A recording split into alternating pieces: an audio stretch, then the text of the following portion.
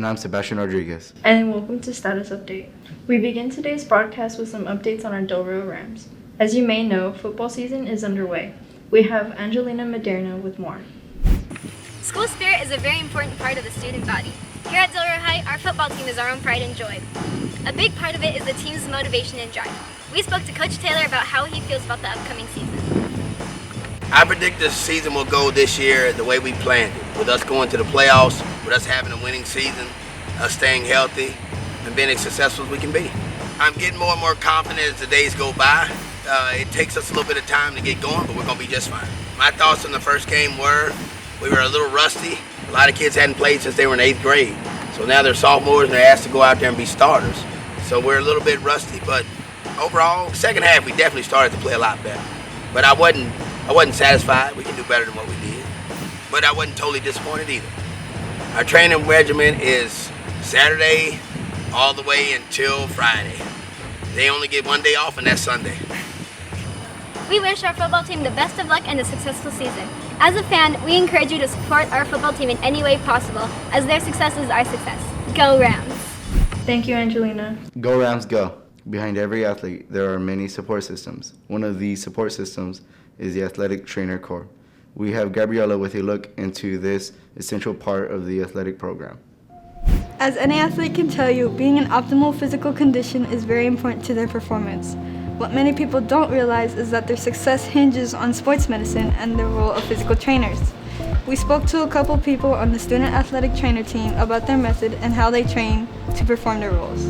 I think the scariest part about being a trainer is the knowledge or the concern that I've always done the best that I can for the people who are under my care, whether it is something that is a mechanical problem, broken arm, broken leg, broken neck, or maybe it's something internal, diabetes, heart attack, heat stroke.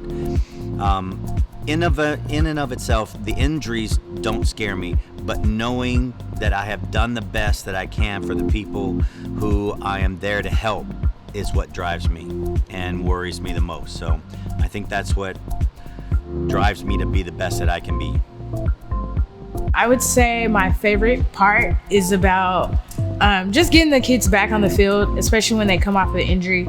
I enjoy having them rehab, see themselves get better, help them mentally get better, and then get back out there. And then I love seeing them go score that touchdown or go kill that hit in volleyball, or if they're, especially my cross-country kids, getting out there and placing first and second after being in the training room for 2 weeks and then getting back out there. Special thanks to the trainers for taking their time to get together with us and take us through their process and how they impact the sports community. Thank you, Gabriela, for that report. As we are all aware, COVID continues to be a topic at the forefront of our daily lives. As such, opinions on how to navigate this virus are not unilateral, we now go with Chloe Denny as she approaches the subject with our student body. Within the past week, over 1 million people have contracted COVID-19. Since spring 2020, government officials and local communities have been discussing on whether or not a mask should be used to prevent the spread of COVID, and if a mask mandate should be enforced. Masks haven't affected my individual learning per se, but if I'm attending school in person and I have to be in an atmosphere with other students, then the concept of whether or not one of my classmates is wearing a mask definitely has. Though since it's such a controversial issue and today I don't refrain away from anyone not wearing a mask, though it does distract me a little bit whenever it comes to comprehending concepts. Masks do affect the relation because we can't understand each other that much, so we have to speak up. Sometimes we have to repeat the questions. That's really difficult. I feel very safe with masks. It doesn't really mess with my breathing very much, and it helps a lot to keep others safe. The debate is still ongoing here at Del Rio High School. The best practice is to stay updated with guidelines and keep up with procedures that have been put in place. Thank you, Denny. Now, a story of community interest. The local skateboarding community is seeking to establish a new BMX and skateboarding park. We have Alexis De Leon with more on this story. While not widely known, the skating community has always been present in Del Rio. As with any community, growth is very important. In an effort to continue this growth, a new skate park is necessary. The Del Rio Skate Park project is it's going to be an effort by the Del Rio Skateboard Committee as well as a couple other groups in the city to hopefully bring an adequate skate park back to Del Rio. Behind this project, you're going to go ahead and find the Del Rio Skateboard Committee first and foremost. We've been working pretty closely with the Parks Foundation as well as a couple other groups and people in Del Rio, but ultimately it'd be the Del Rio Skateboard Committee. First and foremost, unfortunately, you know, it was a great effort by the city, the park that we do currently have, but some of the angles and just the design of the park altogether is not really well done.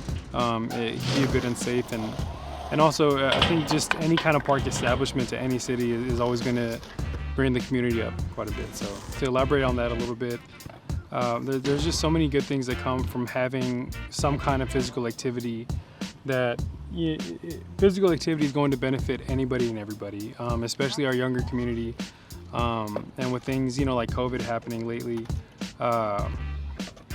being able to maintain physical fitness and you know, exercise in any way, shape, or form that doesn't necessarily involve the contact sport is something that I think is pretty positive.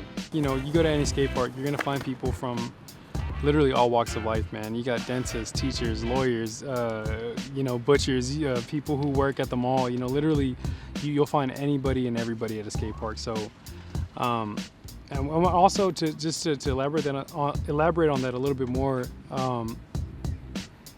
Skating is something that's very inclusive. You know, I mean, if you want to be a wrestler, for the most part, it helps to be over 250 pounds. You know, but you can be a skateboarder and have any kind of body type, any kind of background, any kind of, you know what I mean? Skateboarding is something that can be enjoyable, whether you're trying to tray flip down a 10 stair or you just want to cruise around a little bit, you know. October 3rd, we have the Del Rio Skateboard Committee's first annual skateboard competition. We're going to call it the Poodle Punk Skateboard Competition. It should be pretty fun. We're gonna have free food. It's not necessarily just for, you know, skateboarders and people who have had years skateboarding. It's more so just for the community to come out, and we all just want to have a good time with everybody.